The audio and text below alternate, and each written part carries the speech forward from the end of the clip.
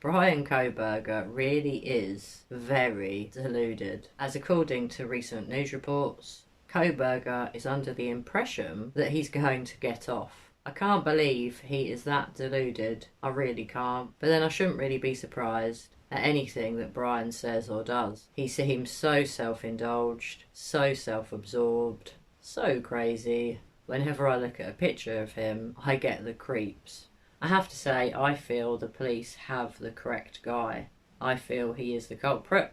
I feel that he killed Kaylee, Maddie, Zaina and Ethan, and I hope if he goes down, he rots and never sees the light of day again.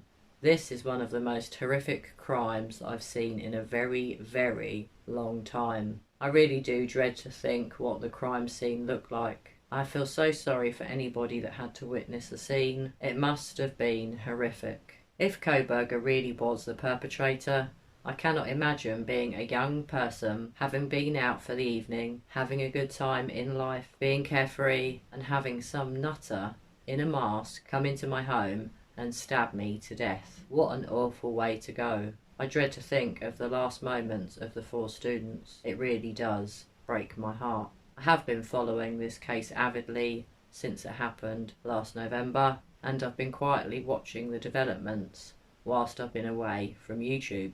I have been captivated by the case because it's so tragic and sad and so bizarre that one person would choose to wipe out 4 young people's lives for no apparent good reason. Not that there could really be a good reason to do such a thing. I do think that perhaps Bryan Kohberger was stalking these victims, maybe not all 4 of them, and I certainly believe that he'd met them before, whether in their place of work, which I know there are rumours that could have happened, or whether he'd seen them online.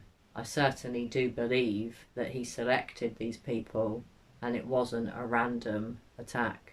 I'm not going to make this a very long video, guys. I just wanted to say how shocked I am at Bryan's delusions. He really isn't all there. You'd have to not be all there in your brain to do what he did, if indeed he is the killer, which I believe he is. I'm pretty certain he's extremely mentally disturbed. Not that that excuses what he did, but you'd have to be mentally disturbed to do that. You'd have to be out of your mind. And the fact that he returned to the scene not long after he'd committed the crime to see what was going on outside.